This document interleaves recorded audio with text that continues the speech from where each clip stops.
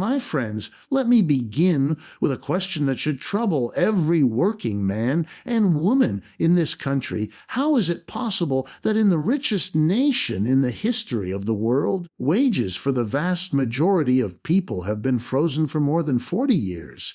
Imagine dedicating decades of your life to working harder, producing more, contributing to the extraordinary wealth of this country, yet watching your paycheck stand still while the cost of housing, healthcare, education, and basic necessities keep climbing. That's not progress, that's economic injustice dressed up as inevitability. You see, when we look at the data, something becomes immediately clear. Since the late 1970s, worker productivity, the amount of goods and services produced per worker, has nearly doubled. But wages, they've been stuck, barely moving. If productivity doubled and wages had followed the same trajectory, the average American worker would today be earning almost twice what they do now. That's the hook, that's the shock. The money was generated, but it didn't end up in workers' pockets. It went upward. Now, why did this happen? Some will tell you it's because of technology or globalization or immigration. But those explanations only scratch the surface. The deeper truth is this: beginning in the late 1970s, American capitalism underwent a major shift. Corporations, under pressure to maximize profits for shareholders, discovered that they could hold down wages through offshoring jobs, through union busting, and through the systematic weakening of labor protections. They invested heavily not only in machines, but in lobbying politicians, rewriting tax codes, and reshaping the rules of the game to benefit the very top. That's not the invisible hand of the market, that's the very visible hand of power and influence. Think of it this way: every worker in this country creates value every single day. But instead of sharing in the fruits of that labor, workers have watched CEOs, executives, and large shareholders pocket the gains. The average CEO today makes nearly 400 times what the average worker does.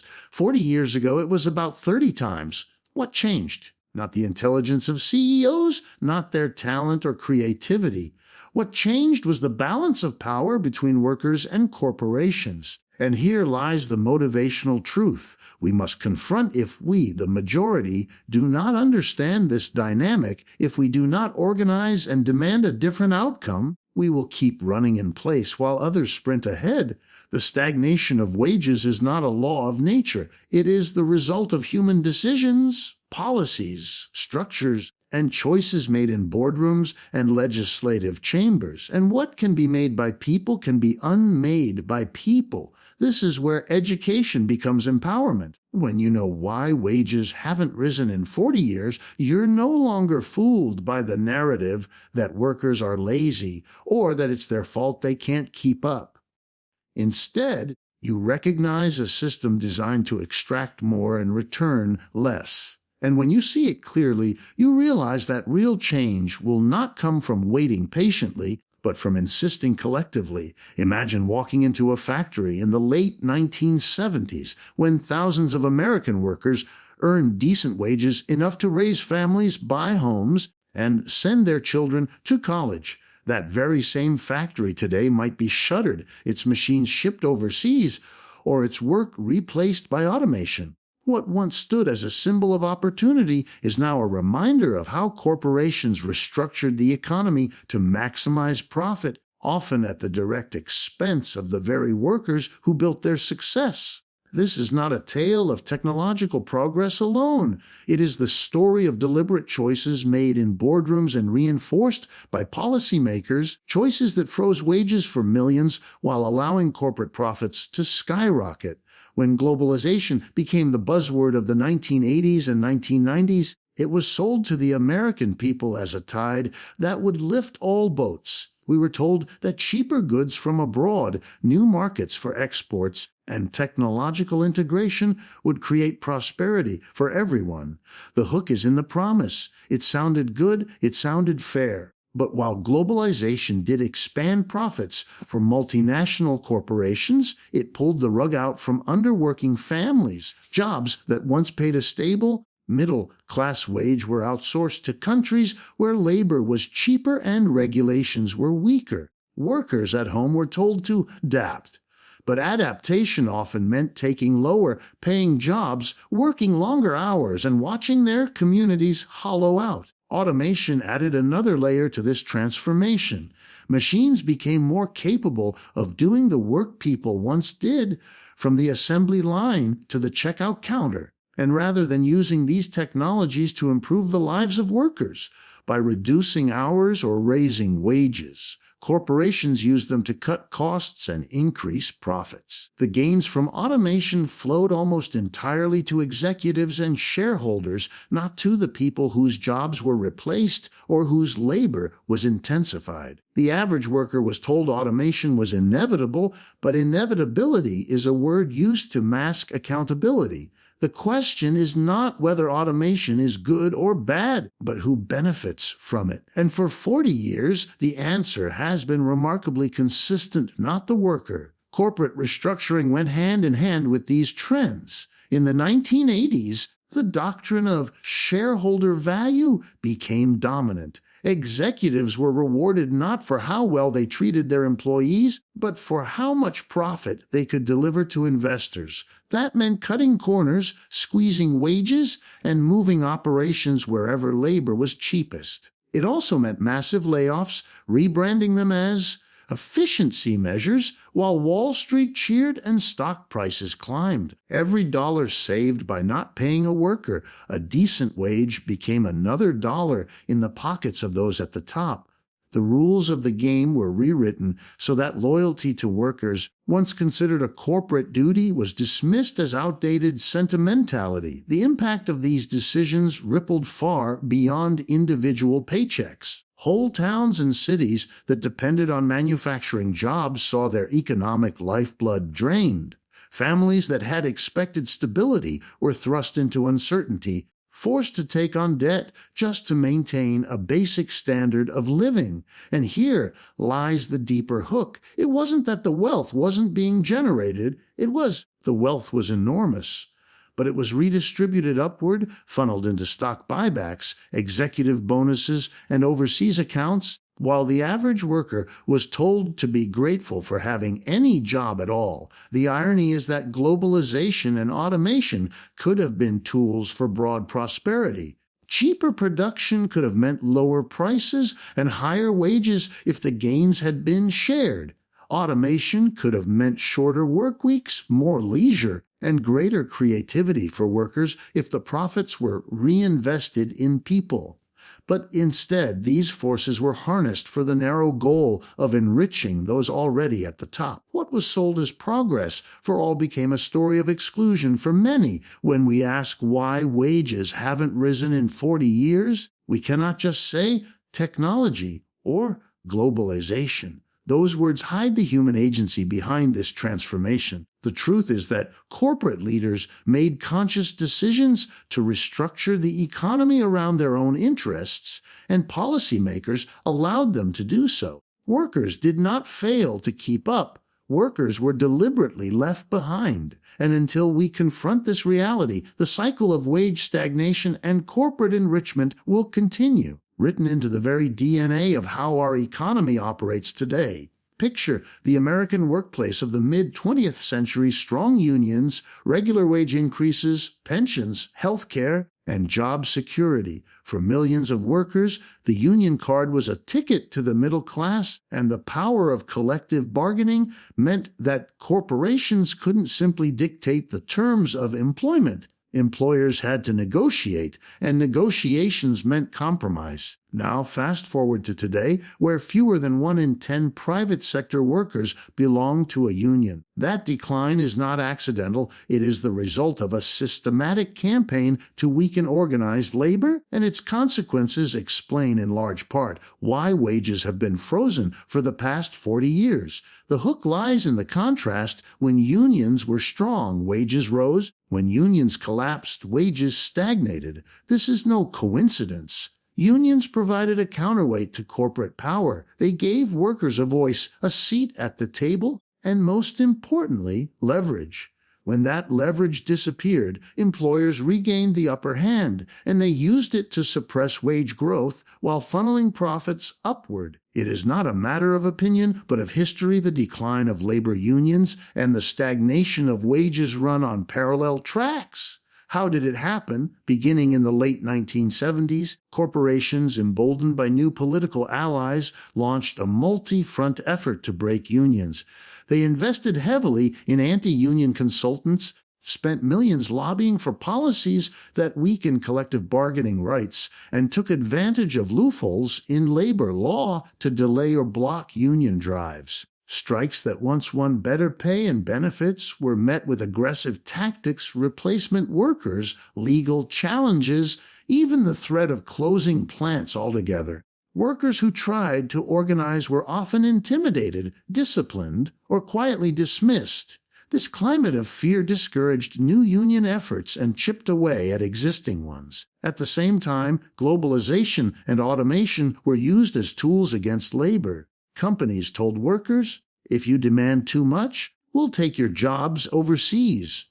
That threat was not empty. Factories shuttered, jobs relocated, and communities were devastated. For the workers who remained, the message was clear: accept stagnant wages or risk losing everything. Without the shield of strong unions, individuals had little choice but to acquiesce. The political system reinforced this decline. Laws that once protected union rights were left to wither, while new policies tilted the field further toward employers. Court rulings narrowed the scope of collective bargaining, restricted picketing, and expanded the ability of corporations to classify workers as independent contractors, effectively excluding them from union protections. Meanwhile, right-to-work laws spread across state legislatures, undermining unions by allowing workers to opt out of paying dues while still reaping the benefits of union contracts. The result was predictable: declining membership, shrinking budgets, and diminished bargaining power. The impact on wages was profound. Unions had once set standards not only for their members, but across entire industries. When auto workers or steel workers won higher pay, non-union employers often raised wages too, to keep their workers from leaving. It created a ripple effect, lifting incomes broadly. But as unions weakened, that ripple reversed. Today, even in industries where profits are booming, wages remain flat because there is no organized pressure to demand more. Employers compete not by offering better pay, but by cutting costs, and the race to the bottom continues. Yet here is the powerful hook we must not overlook. The suppression of unions did not only hurt wages, it undermined democracy in the workplace. It silenced the collective voice of millions, leaving decisions about pay, benefits, and working conditions solely in the hands of employers. Without unions, workers became isolated, negotiating as individuals against powerful corporations, a battle in which the outcome is almost always preordained. Still, the story is not finished. Across the country, there are signs of resurgence. Teachers striking for better schools and pay, service workers walking out to demand dignity, young workers in retail and technology voting to unionize. These movements remind us that the power of solidarity has not vanished. It has simply been suppressed, and they highlight the central truth that history has already proven. When workers organize, wages rise, and when wages rise, entire communities thrive. The question is whether we will allow another 40 years of decline, or whether we will see in the struggles of today the seeds of a new era of worker power. Let me start with a striking image. In the 1970s, the typical CEO earned about 30 times what the average worker made. Today, that same ratio has ballooned to nearly 400 to 1. Imagine a company where a worker spends all day producing the goods or delivering the services that keep the business alive, while the executive at the top takes home hundreds of times more. That gap is not just a number. It is a mirror reflecting how the wealth of this country has been redistributed over the last 40 years, not downward or even sideways, but almost entirely upward. The hook lies in the human story. Workers are told to tighten their belts, accept minimal raises, and sacrifice for the good of the company. Meanwhile, executives reward themselves with bonuses so large that many families couldn't dream of earning them over a lifetime of labor. How did we reach this point where pay at the top became so detached from the reality of the workforce? The answer begins with a shift in ideology during the late 1970s and 1980s, when maximizing shareholder value became the gospel of corporate America. Executives were judged not by the quality of their products or the well-being of their workers, but by how much wealth they could deliver to shareholders. Compensation packages were redesigned to include massive stock options, ensuring that CEOs enriched themselves when stock prices rose, even if wages stagnated or jobs were cut. This created a perverse incentive. The easiest way to boost stock prices was not to invest in workers or expand production, but to slash costs, outsource jobs, and use profits for stock buybacks rather than wage increases. Every decision that harmed workers could be spun as a success if it padded the bottom line. Executives were not punished for laying off thousands, they were celebrated. They were not criticized for freezing wages, they were rewarded. The larger the gap grew, the more it was justified as market efficiency. But let us ask the uncomfortable question, has the talent, intelligence, or innovation of CEOs grown 10 or 15 times greater since the 1970s to justify this explosion in pay? Of course not. The difference is not ability, it is power. CEOs and boards of directors had the power to rewrite the rules of compensation, and they did so in ways that benefited themselves while leaving workers behind. The supposed meritocracy of the market was nothing more than self-justification for greed. The social consequences of this inequality are enormous. Workers see the wealth they generate flowing upwards, and they are told it is the natural order of capitalism.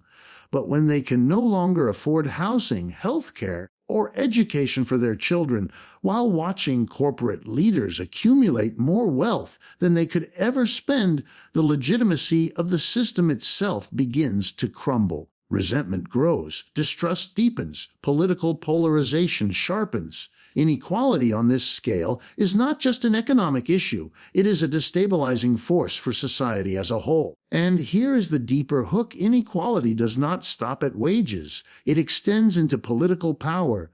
When executives amass extraordinary wealth, they also gain extraordinary influence over politics, policies, and the media. They shape the very debates about taxes, regulations, and labor laws, ensuring the system continues to favor them. This feedback loop cements their dominance, leaving ordinary workers not only with stagnant wages, but with diminishing political influence. The tragedy is that this was not inevitable. The wealth created over the last 40 years could have lifted millions into greater prosperity. If wage growth had kept pace with productivity, workers would already be earning far more, and the pay gap would be far smaller. But instead, we chose, or more accurately, executives and policymakers chose a different path. They chose concentration at the top over shared prosperity. They chose to celebrate excess while normalizing stagnation. The lesson we must learn is simple but urgent. When the gap between CEOs and workers grows this wide, it is not merely a statistic, it is a moral indictment. It tells us who the economy is designed to serve and who it is designed to exploit. Workers are not asking for charity, they are asking for fairness. They are asking for the wealth they create to be distributed in a way that respects their contribution, their dignity, and their humanity. And until that balance is restored, the story of the 400 to 1 pay gap will remain the story of a broken promise in the heart of the richest nation on earth. If you want to understand why wages in America have stood still for 40 years, you cannot stop at the factory floor or the office cubicle. You have to follow the trail into the halls of Congress, the offices of lobbyists, and the campaign war chests of politicians. The hook is simple yet unsettling. Stagnant wages are not just an economic accident, they are the product of political design. Policies were written, rewritten, and reshaped over decades to favor corporations and the wealthy, leaving ordinary workers to shoulder the burden of an economy that no longer serves them. Consider the tax code. In the decades after World War II, corporate taxes and the top marginal income tax rates were far higher than they are today. That revenue was used to fund infrastructure, education, and social programs that supported the middle class. Beginning in the 1980s, however, a political movement pushed relentlessly for tax cuts under the banner of trickle-down economics. Corporations and wealthy individuals saw their tax burden slashed, while the promise was that the benefits would flow down to workers in the form of higher wages and job growth. The reality is well known: the benefits never trickled down. Instead, corporations pocketed the savings, invested in stock buybacks, and handed executives even larger bonuses. Workers were left waiting for a prosperity that never arrived. Lobbying played a central role in shaping this outcome. Corporations and industry groups spent billions to influence lawmakers, ensuring that policies protected their profits. Financial deregulation, for example, allowed Wall Street to take greater risks, fueling bubbles and crises that devastated workers while enriching executives. Trade agreements were crafted with corporate interests in mind, making it easier to move jobs overseas, but offering little protection for workers displaced at home. At every step, the political system tilted toward those who had the resources to shape it. Workers with weaker unions and less collective power could not match the scale of influence. One of the most striking political shifts was the redefinition of the very purpose of government in economic life. Where once it was seen as a protector of the public good, ensuring fair wages and opportunities, it came to be portrayed as an obstacle to business efficiency. Regulations were gutted under the claim that they stifled growth, but in reality, many of those regulations protected workers, consumers, and the environment. The rollback of those protections freed corporations to pursue profit with fewer restrictions, and the cost was borne by those at the bottom and middle of the economic ladder. Another powerful hook lies in campaign finance. When Supreme Court decisions like Citizens United opened the floodgates for unlimited political spending, corporations and wealthy donors gained even more influence over elections. Candidates who aligned with their interests received extraordinary financial backing, while those who spoke for workers often struggled to compete. This created a cycle where policymakers had strong incentives to serve the interests of the donor class rather than the working class. Legislation followed the money, and the result was predictable policies that encouraged wage suppression, weakened unions, and tilted economic gains upward. What makes this dynamic even more damaging is the narrative that accompanies it.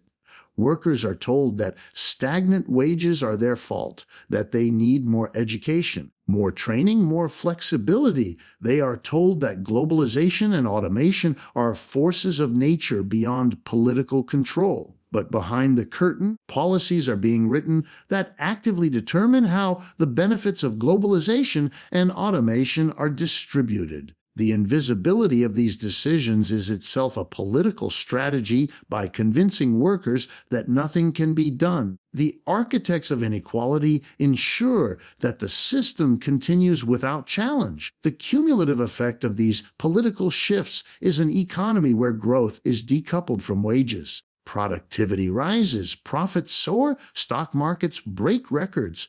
But the majority of Americans see little change in their paychecks. This is not because workers failed to contribute, but because the political framework was deliberately engineered to funnel the rewards elsewhere. Tax codes, trade laws, deregulation, campaign finance, all these levers were pulled in ways that benefited the few at the expense of the many. And here is the closing hook. When people say the system is rigged, they are not speaking in metaphors. They are describing a political reality where money buys influence, influence writes policy, and policy decides who prospers. The stagnation of wages is not a bug in the system, it is the system. And until that reality is confronted, the gap between what workers earn and what they deserve will only continue to widen. Think for a moment about what it means to live in a society where wages have been frozen for 40 years while the cost of nearly everything essential has soared. The hook is personal. Every family knows the story. Every household feels the squeeze. Paychecks buy less and less, while rent, healthcare, education, and even groceries climb higher. This is not just an abstract economic issue. It is a lived reality that has reshaped the lives of millions, creating stress, debt, insecurity, and political anger that spills into every corner of American life. One of the most immediate consequences of stagnant wages is the rise of household debt. When incomes do not keep pace with expenses, families have no choice but to borrow. Credit cards, student loans, payday lenders, mortgages all become lifelines to cover what wages cannot. At first it may look manageable, but over time debt becomes a trap. Workers are told they are irresponsible for living beyond their means, but the truth is more disturbing. They are forced beyond their means by an economy that denies them fair compensation. Debt becomes a substitute for wage increases, and banks, not workers, profit from the gap. Housing tells a similar story. In the 1970s, a single income could often support a family, pay a mortgage, and build equity for the future. Today, even two incomes often struggle to afford rent, let alone buy a home. The dream of ownership has slipped out of reach for many younger workers who find themselves locked into a cycle of renting, unable to save, and permanently one step behind. Rising real estate prices, combined with stagnant wages, create a chasm between those who already own property and those who may never get the chance. It divides generations and fuels resentment that the system no longer works the way it once promised to. Education, once seen as the great equalizer, has also become a source of hardship. Parents are told that sending their children to college is the key to upward mobility, yet tuition has skyrocketed while wages stood still. Families take on crushing student debt, only to discover that even with a degree, wages are often insufficient to repay it. The hook here is generational. Young people are entering adulthood already burdened, already behind, and many begin their working lives trapped in obligations they may never fully escape. Healthcare exposes another dimension of this crisis.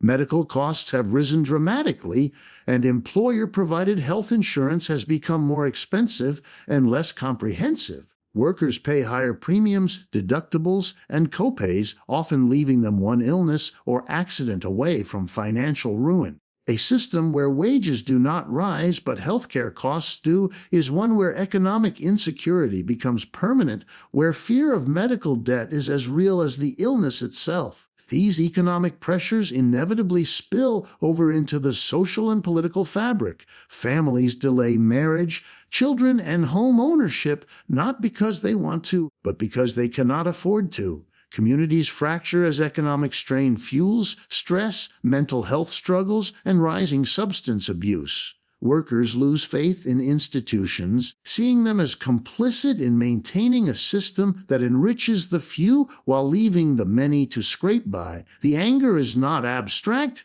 it is visceral, born of decades of broken promises. Politically, the stagnation of wages has been explosive.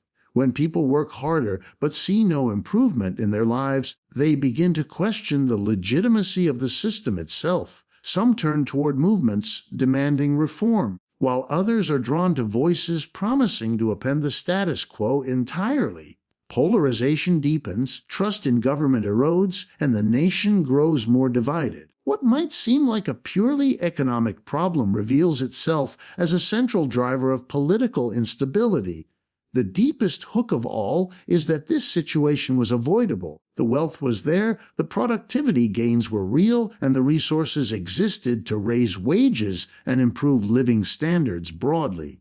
But instead, The benefits were captured by those at the top, leaving workers to face rising costs with stagnant pay. The economic and social consequences are not random. They are the direct results of choices made over decades.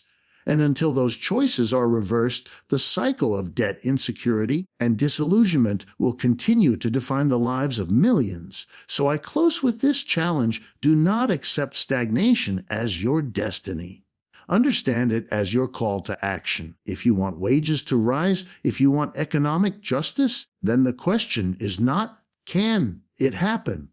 It's, when will we demand it? The last 40 years have been a story of rising profits and falling expectations for workers.